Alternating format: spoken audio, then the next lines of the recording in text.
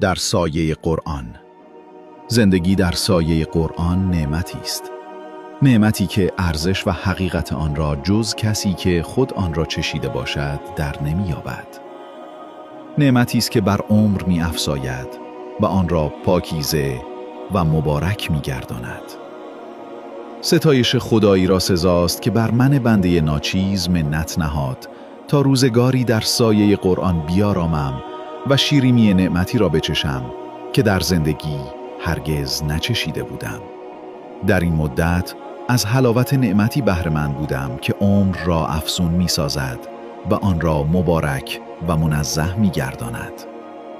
می دیدم که پروردگار به وسیله همین قرآن با من بنده کوچک و ناچیز سخن می گوید. راستی برای انسان چه بزرگ داشتی بالاتر از این بزرگ داشت آسمانی می تواند باشد. این قرآن تا چه اندازه عمر را افزون می کند و پروردگار چه مقام و منزلت والایی از رهگذر آن به انسان بخشیده است.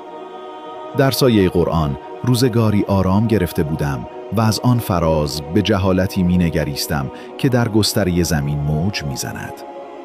می دیدم ساکنان آن به چیزهای بی ارزش و ناچیز دلبسته و در راه آن می کوشند. می دیدم این جاهلان شیفته و دلباخته دانشی اند که چیزی جز اندیشه‌ای واهی و تلاشی کودکانه نیست.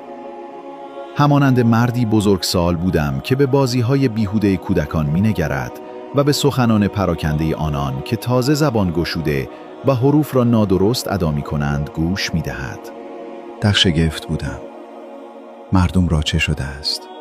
چرا در لجنزار تیره و باطلاق گندیده فرو رفته و در آن ساکن شدند و برای نجات خیش گوش به ندای آسمانی و عظیمی نمی سپارند که آنان را می خواند.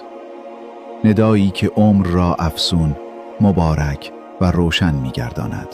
در سایه قرآن مدتی با این اندیشه بزرگ، کامل و فراگیر که به هستی ارزش می بخشد، آن را پاک و منزه می سازد و سراسر جهان و از جمله انسان را به کمال می رساند و به سوی هدف نهایی بالا می برد انس گرفتم. وقتی این اندیشه عظیم را با اندیشه های کوتاه و ناقص بشریت در شرق و غرب و شمال و جنوب مقایسه می کردم، از خود می پرسیدم چگونه انسانیت در این باطلاق تاریک و گدال ظلمانی گرفتار مانده است، در حالی که در کنار او سبززار دلربا، جویبار زلال، مکان بلند و نورافشان می درخشد. در سایه